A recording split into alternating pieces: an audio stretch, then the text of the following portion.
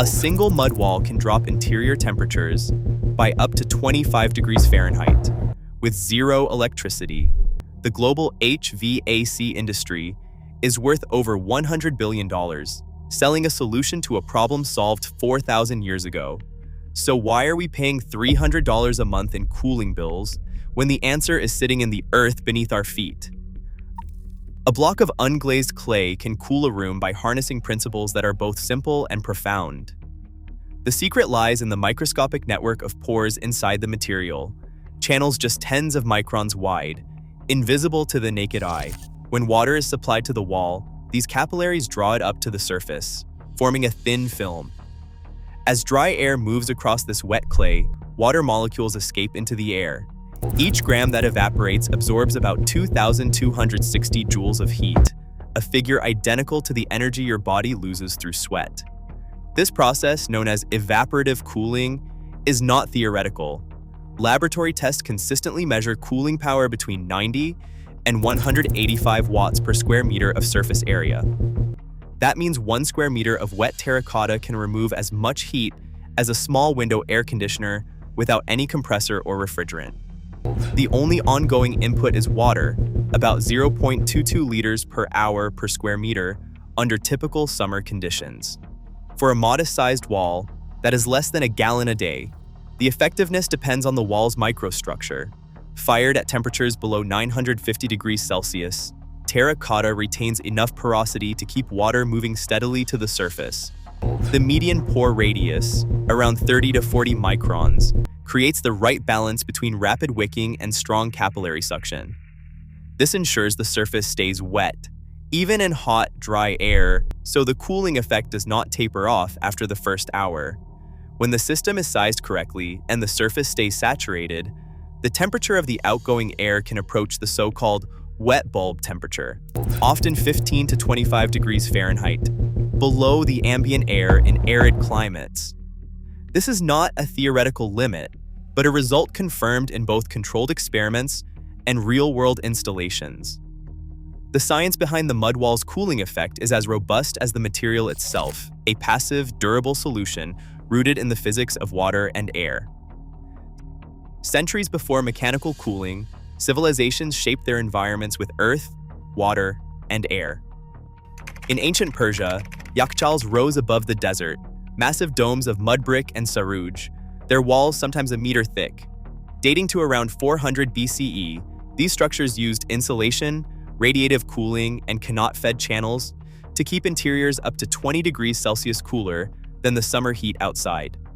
Travelers like Ibn Battuta described ice harvested in winter, stored for months, and rationed to entire towns through the hottest days. Across North Africa and South Asia, climate-adapted buildings featured mashrabiya and jali, lattice screens carved from wood or stone. Their patterns were not just decorative. By shaping airflow, they drew in cool night air and vented heat by day. In Cairo and Delhi, centuries-old homes with these facades still register indoor temperatures 6 to 8 degrees lower than the streets, a result of airflow, shade, and thick earthen walls working together. The Mughal Empire turned cooling into a logistical feat.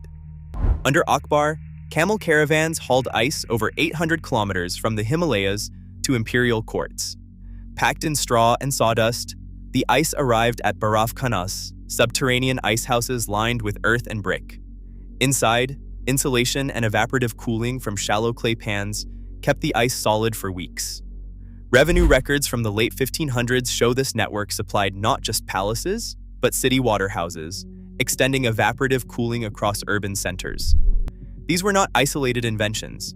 They were systems, engineered and maintained over generations, proof that passive cooling scaled to serve millions long before electricity changed the rules.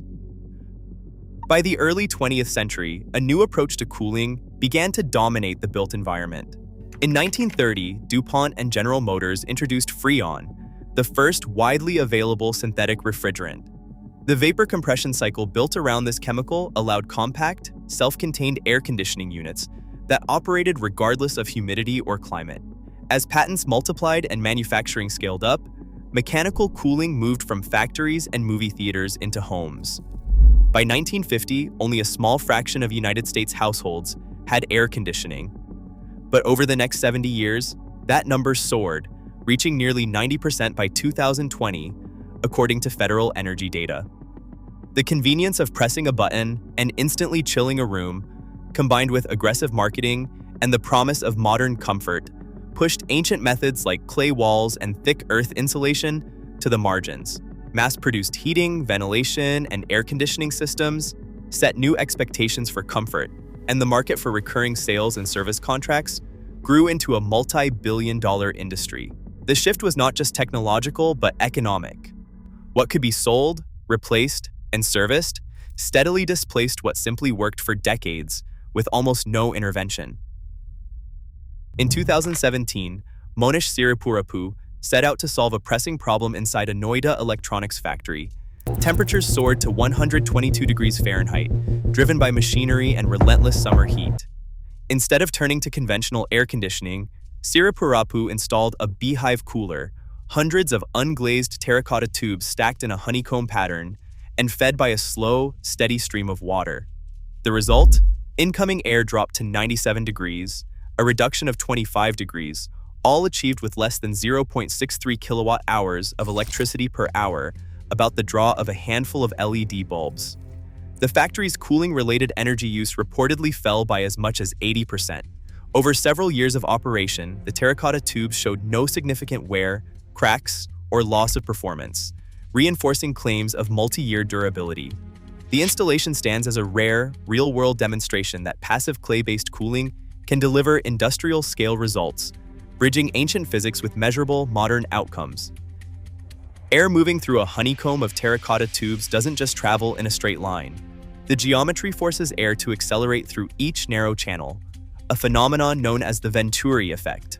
As the air speeds up, its pressure drops, drawing more water from the saturated clay walls into the boundary layer. This rapid movement increases the rate of evaporation at every pass, pulling more heat from the air in less time.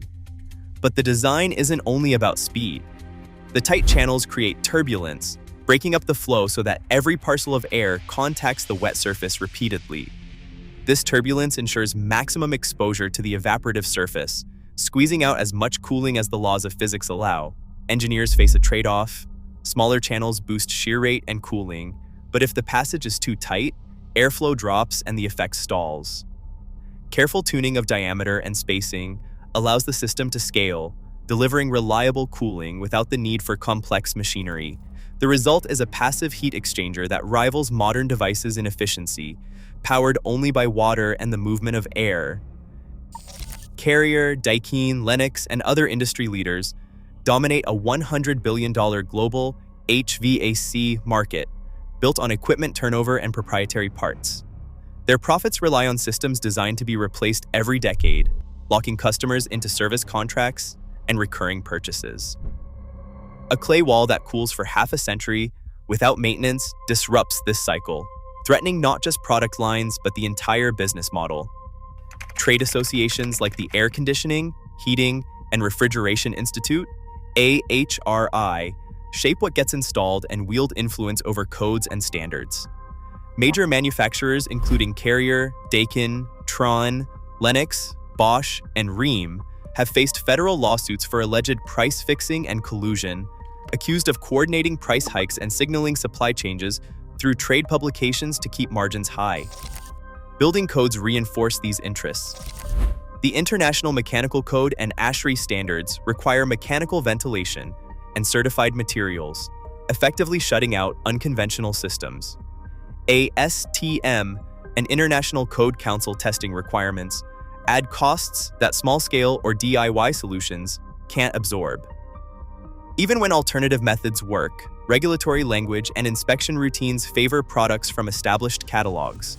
For landlords, it is safer to choose what is approved and insurable, ensuring the cycle of replacement continues while more durable, low-cost options remain sidelined. Not every home can benefit from a clay-based cooling wall. The critical factor is humidity. In climates where the air is already saturated with moisture, like the American Southeast where summer relative humidity often tops 70%, evaporative cooling loses its edge. The process depends on dry air's ability to absorb more vapor. When that capacity is gone, the temperature drop shrinks to just a few degrees, too little to justify the effort and water use. But for the 50 million Americans living in the Sun Belt, California, Arizona, Nevada, New Mexico, and Texas, the picture is different. In these regions, summer air routinely holds less than 30% relative humidity. Here, a properly built terracotta or mud wall can deliver an indoor temperature reduction of 15 to 25 degrees Fahrenheit. The only requirement is a steady supply of water, which can come from a rain barrel, a small pump, or even a gravity-fed tank. A typical dry climate homeowner needs to check a few boxes. Is the average summer humidity below 50%? Is there a reliable way to keep the clay surface wet? Is there enough ventilation to prevent stagnant air? If the answers are yes, the technology is within reach. For renters or those in humid zones, the limits are real and non-negotiable. But for millions in arid regions, a $50 wall offers a practical, proven alternative to high-cost, high-energy cooling. No proprietary parts, no service contracts, just physics and clay. Today, millions face rising cooling costs. While a $50 clay wall can lower temperatures by 25 degrees Fahrenheit, lasts for decades, and uses almost no energy, yet the $100 billion HVAC industry dominates. As extreme heat intensifies, the real question is, who benefits from keeping ancient solutions out of reach? Share your perspective below.